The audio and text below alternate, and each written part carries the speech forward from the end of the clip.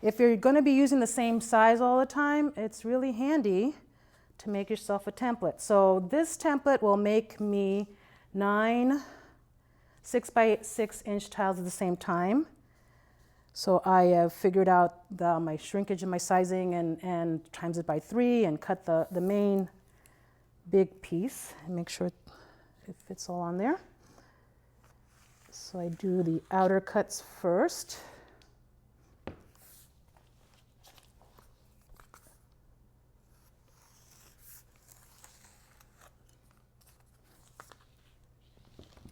And then I try to spin it around so that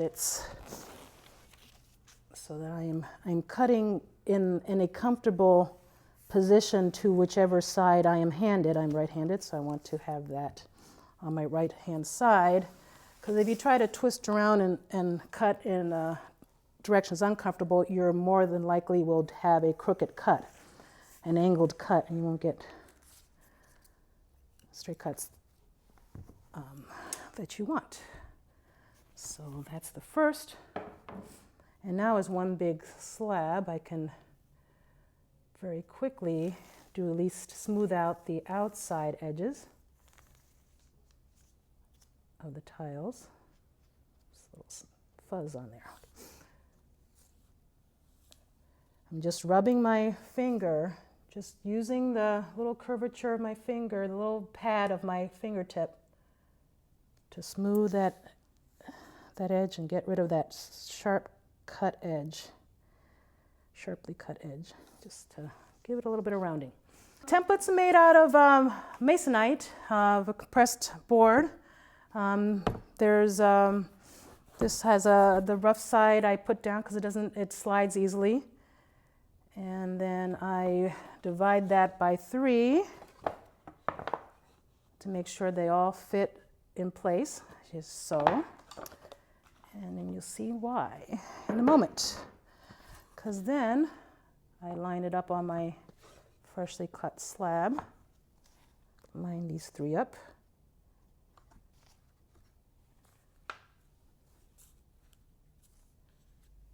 Make sure the outer edges are all lined up as if they were one piece. Again. And then press the outer ones out to make sure they don't slide. And then I have the inner edges to use as my cut edge.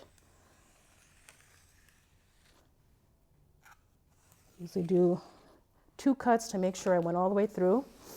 And I'm going to flip it around so I'm cutting on the side that's comfortable for me so that I can try to get as straight and as perpendicular a cut as possible. So I've done the 1 cuts. Now I switch to the other side and get my other cuts.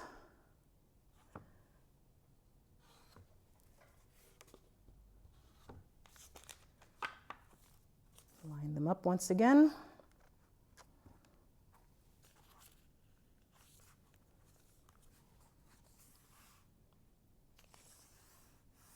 Make sure they're nice and square. Slide that middle one out and get my other cut.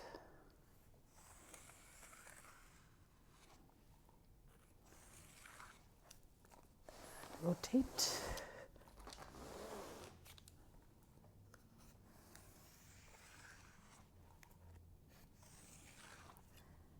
And there you have it, 9 tiles.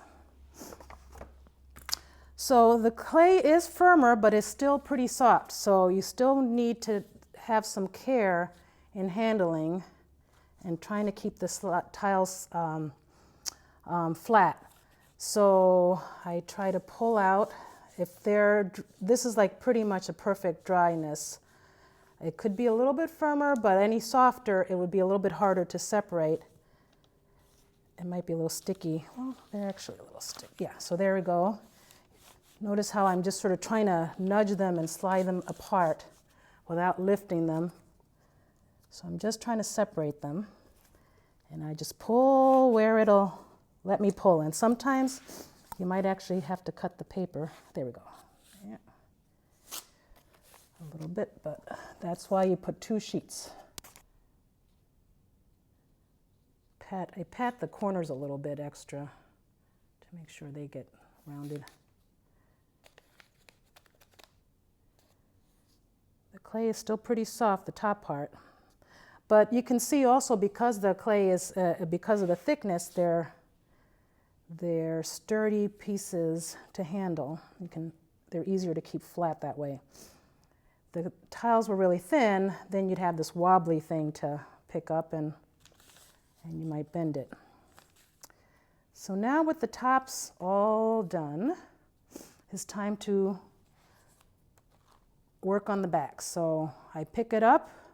See, because of its thickness, it has a bit more substance, and it can handle being picked up like that without bending. So I stand it up, I pick it up with my hands, I walk it back, let it fall. Now, depending on what you're going to do with the tiles, if you were going to use them for installation, you want to texture the back so that if I have a nice thick tile like this, I will usually carve in a few ridges across the back like this.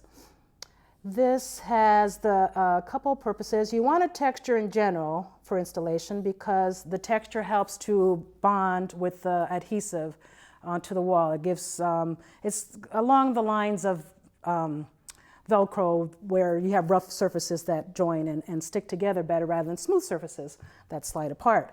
So if you're going to do the installation, use them as installation pieces, you'd want to do this. If you were happy to be making thin tiles, because you can make thin tiles, make them thinner, they're just a little bit harder to handle. You have to be more careful with them. But if you were making thinner tiles which didn't have the thickness that you can gouge into, then you'd want to at least texture them like this. So that's another option. And then if you are using them as individual tiles though, and you want to be able to display them and hang them, it's a good idea to put a little hanging mechanism on them.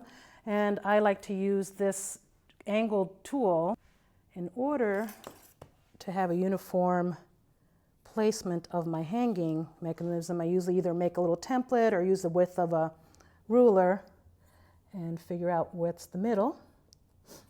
Let's get the ruler there so that, and I take it and I just press down and forward a little bit. What I'm doing is making a little notch that the head of a nail or a screw can hook up into, and then you can hang it.